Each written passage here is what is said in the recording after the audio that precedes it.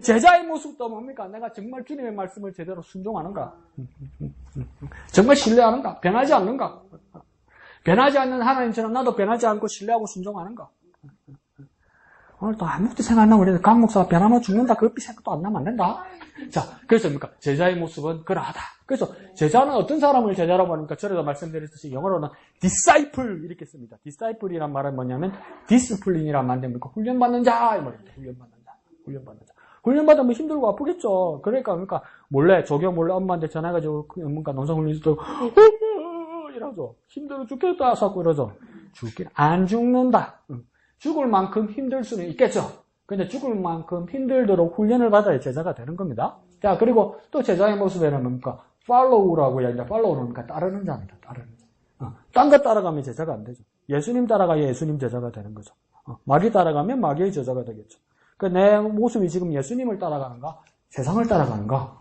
거기서 뭡니까? 내가 예수님이 제자인지 아닌지 확인할 수 있습니다. 자, 밑으로요. 두 번째 줄 가면 예수님께서 다 구원하실 수 있었지만 굳이 제자들을 이렇게 제자를 부르신 이유가 뭐냐? 1번, 2번 칠게요. 자, 1. 세상을 구원하는 사익의 기쁨을 제공하고 싶으셨다. 이게 1번이에요. 그러면 뭐냐면 기쁨 제공. 보입니까? 세상을 구원하는 사익의 기쁨을 제공하고 싶으셨다. 이렇게 됐죠. 그죠? 기쁨 제공. 이게 제자를 부르신 첫 번째 이유입니다. 두 번째, 2번의 이유는 뭐냐면 부르심에 순종하고 보이죠. 그죠? 그 부르심에 순종하여 나아가는 자리에 반드시 큰 열매가 있음을 경험시키고 싶으셨던 것입니다. 그래서 그러니 경험. 그러니까 기쁨을 주시고 뭡니까? 경험을 주시기 위해서 제자를 부르셨다. 예수님 혼자 그냥 할 수도 있었는데 굳이 제자를 데리고 한 것은 그 이유이다. 그러니까 이건 뭡니까? 제자를 부르신 이유는 예수님 자신을 위한 것이 아니라 예수님 입장에서는 제자들을 위해서 그랬다는 겁니다. 그러니까 제자가 된 것은 예수님의 사랑을 받는다는 뜻이겠죠. 그래서 그 밑에 줄에 보면 선한 영향력 보입니까? 그러므로 우리에게도 큰 희망입니다. 누가 이런 차원의 높은 기쁨을 만끽하고 누가 이런 선한 영향력을 다른 사람에게 미칠 수 있을까요? 선한 영향력에다가 줄을 한번 쳐볼게요. 그러면 선한 영향력은 어떻게 생기는 거냐? 안 되는 것 다 써놨습니다. 밑에요. 돈, 안 돼. 명예, 안 돼. 권세, 안 돼. 그 바로 밑에 줄에요. 높은 자리에서도 안 돼. 이게 내 DJ DOC 노래인데. 돈 싫어, 명예 싫어, 무엇도 싫어, 우리 DJ DOC에서 안 돼. 자, 이제 선한 영향력은 돈으로도 안 되고, 명예로도 안 되고, 권세로도 안 되고, 높은 자리라도 안 됩니다. 그러면 선한 영향력으로 무엇을 넣어야 될까요? 바로 밑에 오직 보입니까? 가운데. 오직 보이죠? 다 같이 읽어볼까요? 오직 예수님의 부르심을 받은 제자로서 그분의 뜻에 민감하게 반응하여 순종할 때 이런 기쁨과 영향력은 주어지는 것이기 때문입니다. 그러면 뭡니까? 이 선한 영향력은 밑에서 세 번째 줄에 반응하고 순종할 때. 1. 반응하고 2. 순종할 때. 이 예수님의 말씀에 반응하고 순종할 때 선한 영향력을 주는 제자가 될 수 있다. 간단하면서도 아주 중요하고 마음만 딱 바르게 먹으면 아주 수월한 일이죠. 복잡하게 생각하면 뭡니까? 돈도 생각하고 명예도 생각하고 권세도 생각하고 높은 자리도 생각하지만 아주 간단하게 생각하고 아주 명료하게 뚜렷하게 생각하면 반응하고 순종만 하면 됩니다. 반응하고 순종하는 말에 이게 뭐냐면 자꾸 나는 요즘 왜 이렇게 빼떡해지는 건 모르겠다. 자, 반응하는 말은 못 들은 척 하지 말라고. 뻔하게 말하는데 모르는 척 하지 말라고. 더 말해볼까요? 모자란 척 하지 말라고. 분명히 말했는데 뭐라고요 이래 사치 말라고. 그래서 예수님이 귀에 대놓고 말하는데 뭡니까? 이래 사치 말라고.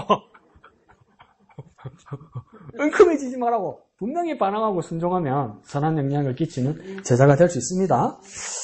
자, 그래서 맨 밑에 줄에 예수님의 제자들도 그랬습니다. 그들의 면면을 보면 하나같이 뒤로 넘어갈게요. 배우지 못한 사람. 그 다음 뭡니까? 도덕적으로 흠이 많았던 사람. 그 다음요. 사람들로부터 존경받을 만한 인물도 아니었다. 이렇게. 그래서 그 직업들이 차례대로 나오죠. 두 번째 줄에요. 뭡니까? 첫 번째 직업이에요. 어부. 그 다음요. 세리. 그 다음요. 열심당원. 어부였던 제자는 누가 있습니까? 네 사람이나 되죠. 그죠? 베드로 있고 안드레 있고 그 다음 또 누구입니까? 야고보가 있고 그 다음요. 아는 척하도 못 말해 먹어. 뭐 아는 척하도 뭐 내가 또 말 안 하면 말 안 한다. 자, 네 번째 어부는 누구입니까? 그렇지. 요한. 아, 비결이 있구나. 맨 앞에 앉아서 눈치를 보면 잘 배우는구나. 그게 수년이 지나니까 내가 말하려고 입모양 보고 먼저 대답하고 줄한다. 자, 그래, 감사합니다. 자, 그러면 세리는 누가 있을까? 복음서를 제일 먼저 쓴? 그렇죠, 마태. 뭐 상을 하나 줘야 되나? 자, 마태죠, 마태. 그 다음 열심당원. 이거는 조금 어렵다. 열심당원에 누가 있었습니까? 성경에 제자들 이름을 소개할 때 열심당원 딱 한 사람 나옵니다. 적어두세요. 시몬입니다. 시몬. 베드로 시몬 아닙니다. 열심당원 시몬이 있습니다. 그러니까 이걸 뭐냐면 뭐로 말할까? 대한민국 역사로 따지면 민주노총 내지 운동권 이런 사람들이죠. 행동으로 칼을 갈아서 싸우서라도 막 이렇게 하는 사람들 있죠. 그러니까 어부였으니까 많이 배우지 못한 사람이죠, 그죠? 세리니까 그 당시에 세무서 직원이 아니고 함부로 돈을 많이 그렇게 막 징수해서 자기 이익을 챙기는 사람이었잖아요. 세리들은. 그래서 도덕적으로 흠결이 있는 사람이죠. 그리고 예수님은 영혼을 구원하고 복음을 주기 위해서 하나님 나라를 전파하기 위해서 왔는데 국가적 독립, 민족적 독립을 꿈꾸는 예수님하고는 연히 입장이 다르죠. 그리고 베드로는 열심 당원이 아니었는데 행동을 그렇게 섣불리 움직일 때 예수님께서 나무라시잖아요. 칼 뽑아가지고 말부에 기를 자르니까 그렇게 하면 안 된다고 말하잖아요. 그거보다도 더 행동파가 누구냐면 열심 당원 시몬입니다. 이런 사람들로부터 그러니까 예수님이 그런 사람들을 다 모아서 뭐하게 하십니까? 와르피에서 배웠던 것처럼 밑으로 하나, 둘, 셋, 네, 세 번째 줄입니까? 무엇하고 보입니까? 자, 밑으로 하나, 둘, 셋, 넷, 다섯 번째 줄에 시작. 제어하고 두 번째는요 고치고 세 번째는요 전파하고 완전 바꾸어서 만들어준 거예요. 바꾸어서 만들어준 거. 하나님 것으로 바꿔서 만들어준 거예요. 내가 가진 미천으로 만들어주신 게 아니고요. 완전 다른 사람으로 바꿔준 거예요. 완전 다른 사람. 우리가 받은 구원과 영생은 완전 바뀐 겁니다. 완전 다른 사람 된 겁니다.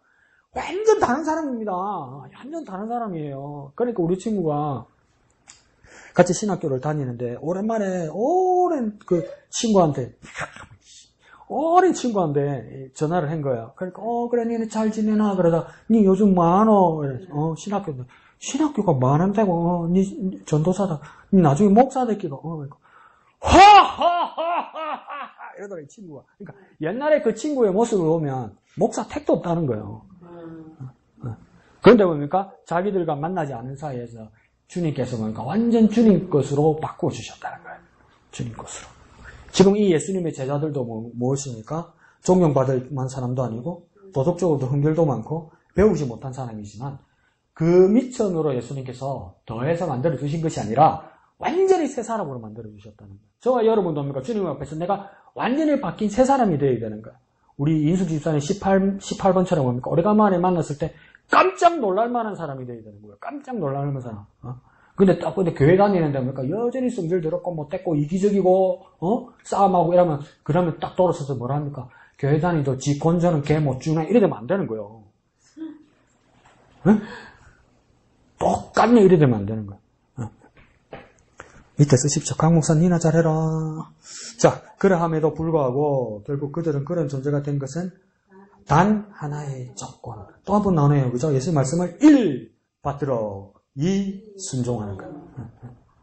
제자가 된 이유는 1. 받들고 2. 순종하게 된 거예요. 그러니까 순종한다는 건 우리 잘 알겠다. 그죠? 제자로서 예수님의 말씀을 따르는 거, 복종하는 거. 그러면 받든다는 뜻도 잘 알겠지만 받든다는 것을 우리가 조금 생각해보면 뭐냐면 예수님의 말씀을 받든다고 이야기하잖아요. 그러니까 받드는 우리 신용을 해봅시다. 손짓으로. 받들면 어떻게 받드는 겁니까? 이렇게 내 위에 올려드리는 거잖아.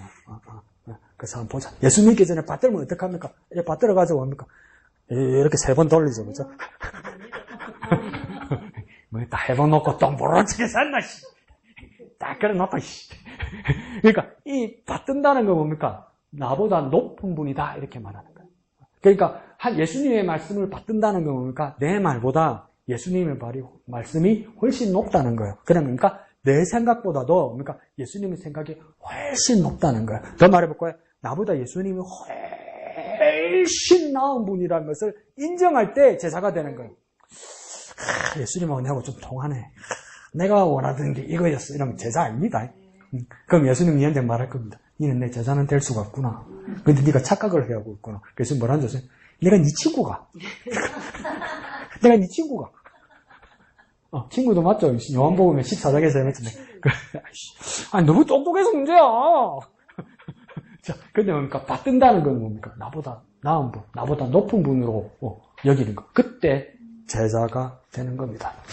그래서 뭡니까?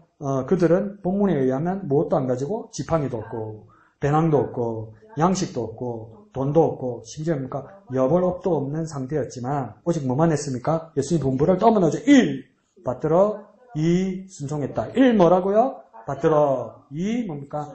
순종했다. 이 국군의 날 이럴 때 되면, 안 그러면 사관학교 졸업식 이럴 때 되면 대통령이 오잖아요. 그러면 진짜 막 찡하답니다. 찡해. 군인들은 자기 상관에 오면 뭡니까? 대통령에 대하여 뭐 장군님께 대하여 경례 이렇게 하지만 경례 이렇게 하고 근데 총든 사람은 어떡합니까? 받들어 충사 이러잖아요. 그러면 뭡니까? 죄송합니다. 어떤 기분이 완전 뽕 맞은 기분이랍니다. 완전 우와 막 이런 기분이 든답니다. 그러니까 우리가 주님께 받든다는 겁니까? 주님께 영광 돌리고 주님께 높이 들을 때입니까? 우리 목영교회 그리스도를 모든 한 마음으로 뭡니까? 주님께 받들어! 촤! 이럴 때입니까? 하나님 마음이 열려서 뿌듯하게 만들어 드려야 되는 거예요. 내 마음에 안 되지만 그만 인정! 그러면 안 돼. 그러면 안 돼. 받들어! 촤! 이러면 뭡니까? 막 충성! 이러면 운동장이 쭈렁! 울리잖아요. 우리가 막 뭔가 마음과 목소리를 높여서 뭡니까? 주님을 찬양할 때 쭈렁 올려서 주님을 받들어 올려드리면 막 주님 마음이 뿌듯하게 이렇게 만들어드려야 되는 거예요. 그게 주님을 받드는 거예요. 그게 주님. 한번 해볼랍니까? 아무도 대답 안 하는 니나 해라. 자, 밑에 가운데요. 당연히 예수님도 이런 순종의 본을 보이셨어요. 예수님이 먼저 그렇게 본을 보이신 거죠. 그죠? 평생을 하나님의 아버지의 뜻만 따르셨고, 그러니까 순종이 뭡니까? 따르셨다, 이 말이겠지. 십자가상에서는 뭐라고 말씀하시고 돌아가셨습니까? 큰 따옴표요. 다 이루었다. 다 이루었다는 뜻이 뭘까? 우리 한번 생각해 봅시다. 그게 뭡니까? 밑으로 쫙 내려가면, 그러므로 이 고백은 하나님의 하라신 일을 다 했다는 뜻이다. 보입니까? 따옴표 안에, 그죠? 다 이루었다를 줄을 쭉 치서 뭐에다 줄 치냐면, 일을 다 했다. 일을 다 했다. 예수님께서 다 이루었다는 뜻은 뭐냐면, 일을 다 했다. 일을 다 했다. 오른쪽으로 가면 그걸 무슨 뜻이라고요? 다 순종했다. 다 이루었다. 일을 다 했다. 다 순종했다. 이 뜻이라는 거예요. 그러면 이제 재미있는 줄치기 한번 할 겁니다. 그 밑에 줄에 보면 뭡니까? 예수님은 아버지께 하라고 주신 일을 그 다음 또 다가 차례대로 나와요.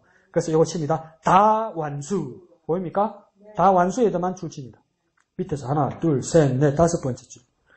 맨 밑에서 언니 와, 이제 뒷장으로 넘어가 삐네. 신도가 또 억수로 빠르네. 앞에 한 장 더 앞으로 넘기지. 네. 한 장만 넘기라니까 또 두 장이 넘어가네.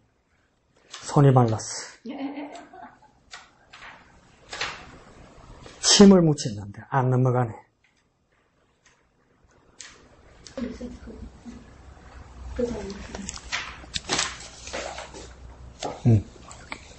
아닌데. 근데 잠깐만 조금 맞는데 약간.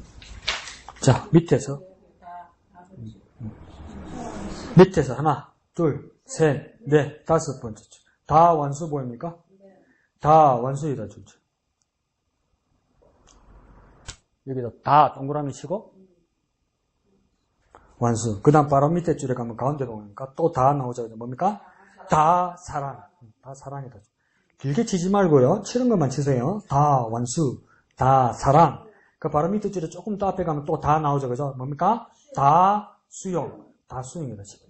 그 바로 밑에 가면 조금 더 앞에 나오네? 뭡니까? 다 순종. 자, 출신 거 확인합시다. 시작. 다 완수. 다 사랑. 다 수용. 다 순종. 이게 예수님 뭘 말한 건가? 십자가에서 다 이루었다. 이 뜻이라는 거예요. 천재 아닙니까, 이거? 이렇게 정리해주는 사람 봤습니까? 그러면 큰 글씨로, 빨간 글씨로 쓰십시오. 교만하다, 교만해. 이게 다 이렇다는 뜻이에요. 그 집에 가서 가만히 읽어보세요. 가슴이 뭉클해. 죽으시면서 다 이뤘다는 뜻이 이 뜻이라는 거예요. 내가 다 완수했다. 내가 다 사랑했다. 내가 다 수용했다. 내가 다 수족했다. 예수님 그렇게 말하고 그 마지막 숨을 쉬고 돌아가시더라고요. 우리가 마지막 죽을 때, 마지막 숨을 쉴 때, 주님 주신 일을 다 마치고, 마지막 숨을 쉬고 죽으면 얼마나 좋을까, 그죠? 근데 숨을 쉰다 보니까 죽으면서, 통장 비밀번호, 보험만기, 이러고 죽으면 얼마나 주님 앞에다 창피하겠어. 열심히 사셔야 돼요. 열심히 사셔야 돼요. 이양도 있으면 제일 싫어하는 것이면 한 번 더 쓰십시오. 니나 잘해라. 오른쪽 페이지.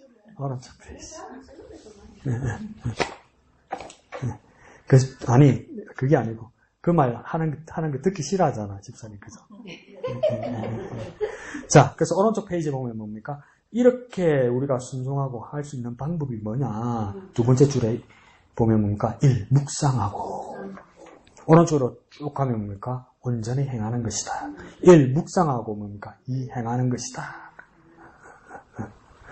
그러면서 뭡니까? 우리가 묵상이라는 것은 큐티 교육을 하면서 우리가 훈련을 하면서 많이 배웠지만 또 묵상에 대해서 내가 다시 한번 생각했어요.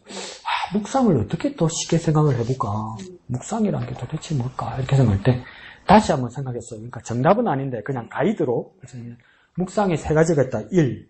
읽고 2. 생각하고 3. 기도하는 것이다. 읽고 기도하고 생각하는 것이다. 옛날에 경화동에 홈플러스 자리가 택시 회사 자리였죠. 경화동 홈플러스 자리가. 그러면 그 앞에 딱 써 있었어요. 뭔가 닦고 저이고 기름치자. 닦고 저이고 기름치자. 이 같아는 뭐라고 합니까? 뜯고 씻고 맛보고 즐기고 이래 돼 있죠. 그래서 그럼 우리의 묵상은 뭡니까? 묵상이라니까 또 뭡니까? 뜯고 씻고 맛보고 즐기고 이런 거 하면 안 됩니다. 묵상은 뭡니까? 읽고 생각하고 기도하자. 뭡니까? 읽고 생각하고 기도하자. 그러니까 묵상한 다음에 세상 사람들도 묵상합니다. 근데 자기 생각을 묵상해요. 그게 참선이고 그게 명상이죠. 그런데 그리스도인의 묵상은 자기 생각을 하는 게 아니에요. 먼저 하나님의 말씀을 읽어야 돼요. 그러니까 하나님의 생각에 다가가려고 생각하는 것. 그게 묵상입니다. 그리고 그걸 생각하고 나면 작게라도 한두 개가 깨달아지죠. 그런데 거기서 어떠한 문제가 생기냐면 어머야 내가 이걸 어떻게 하노 싶습니다. 왜요? 하나님의 말씀이고 하나님의 생각을 내가 어떻게 따라가겠습니까? 알아도 안 됩니다. 우리 엄마가 옛날에 맨날 한 말이 있죠. 쇠는 짧은데 침이 길게 뱉고 싶지? 또 쳤죠. 네? 이제 알기는 알았는데 그게 안 돼요. 우리 능력이. 그래서 뭐합니까? 맨 끝에 기도합니다. 하나님 도와달라고. 하나님이 도와달라고. 그래서 우리의 묵상은 뭡니까? 읽고 생각하고 기도하는 겁니다. 그러면 또 뭡니까? 묵상 이런데 또 그것만 생각한다. 쇠가 짧다 이렇게 생각하면 안 됩니다. 읽고 생각하고 기도한다. 그러니까 하나님 말씀을 읽어야 됩니다. 내 마음을 읽는 거 아닙니다. 나는 내 안에서 바울이 느끼잖아. 내 안에서 선한 것이 도무지 날 수 없다. 최고 석학이었습니다. 하나님 위해서 제일 많이 아는 사람이었습니다. 바울은. 그런데 뭡니까? 내 마음에 선한 것이 하나도 없다고 여겼어요. 그 사람 말 들으세요, 여러분. 그 사람 말이 맞아요, 내 생각보다. 나는 그래도 뭔가 괜찮다. 그런 생각 하지 마세요. 나한테 선한 거 아무것도 없어요. 없어요. 바울이 그렇다잖아. 그러면 뭡니까? 선한 것은 하나님 말씀밖에 없어요. 그러니까 하나님 말씀을 읽어야 돼요. 나를 읽는 게 아니고. 하나님 말씀을 읽고, 그 하나님 뜻을 생각하고, 그것을 깨달았을 때 그렇게 살게 해달라고, 나는 능력이 안 되니까 하나님 도와주세요 하고 기도하는 거예요. 그래서 뭡니까? 읽고, 생각하고, 기도하고. 뭐예요? 읽고, 생각하고, 기도하고. 박자를 한번 맞춰봅니다. 시작. 읽고, 생각하고, 기도하자. 뭡니까? 읽고, 생각하고, 기도하자. 뭡니까? 읽고, 생각하고, 기도하자. 네. 여기 맞추면 됩니다. 그러니까 혼자 외운다고 읽고, 생각을 하고, 뭐더라, 기도하자면 집에 가면 생각 안 납니다. 박자를 맞춰야 돼요. 시작. 읽고, 생각하고, 기도하자 말이에요. 읽고 생각하고 기도하자. 그럼 집에 와서 어쩌 이거밖에 더 생각 안 난다 또. 그래서 그때니까 온전히 행할 수 있다는 겁니다. 자, 밑에 닿는 말 보면요. 닿는 말은 미국 휴스턴 서울교회의 최인기 목사님이 쓴 목사가 알고 싶은 성도의 속마음이라는 책이 있는데, 이 목사님이 더 유명한 책은 뭐냐면 그냥 대주제, 가정교회에 대해서 정말 유명한 분이에요.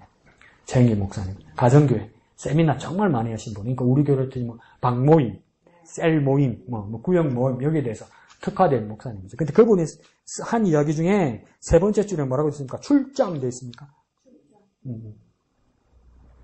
그러니까 우리가 세상에 오는 하나님 출장. 그러니까 뒤에 같이 칩시다. 뒷페이지 126페이지 맨 위에 줄 보면 가운데 작은 따옴표 안에 뭐 됐습니까? 한가운데 관광. 아니요. 아, 맞아요. 관광 보이죠? 맨 위에 줄에 한가운데 관광 보이죠? 관광에다 가위표. 그냥 쭉 따라가면 작은 따옴표 뭐 있습니까? 출장. 출장에다가 동그라미. 그러니까 우리가 이 세상에 온 곳은 관광이 아니라 출장 온 겁니다. 출장 왔으면 뭐 해야 됩니까? 출장이기에 해야 할 일을 해야 됩니다. 이게 뭡니까? 사명이죠, 사명. 우리 세상에 놀러 온 거 아니란 말이에요. 우리 세상에 관광 온 거 아니란 말이에요. 하나님이 이 세상에서 태어나게 하셨으면 하나님 우리에게 이 세상에 출장 보내주셔서 우리가 할 일이 있다는 거예요. 그게 제자의 일이에요. 그게 우리가 가진 사명이에요. 우리 놀고 즐기러 온 거 아니란 말이죠. 우리는 출장 왔어요. 출장이 뭡니까? 사명입니다, 사명. 표현 정말 잘 돼 있죠. 그렇게 사명을 깨닫는 저와 여러분 되시기를 예수님 이름으로 축원드립니다. 한마음의 기도 1번 영화자매. 예수님의 제자로서 늘 순종의 삶을 살게 하소서. 2번 미영이.